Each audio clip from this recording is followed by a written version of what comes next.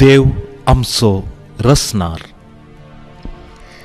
देव आमचो रचणार आनी आमी ताची रचना.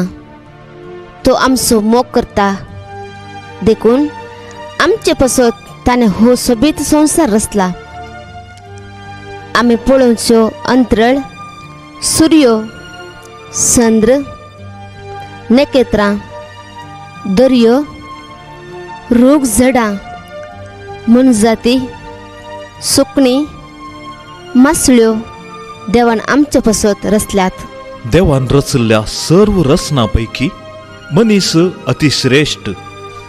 कित्याक देवान मनशाक दादलो आनी स्त्री जावन ताच्या सारक्याचो आनी रुपाचो रचला. देवान रचल्ल्या सुरविल्या दादल्याचें नांव आदाम आनी स्त्रियेचें नांव एव. देवान ह्या सुरविल्या जोड्याक आशिर्वाद दिले आनी म्हळें, वाडा आनी चडा आनी पृथ्वी भरा आनी ती तुमच्या हाताखाल हाडा.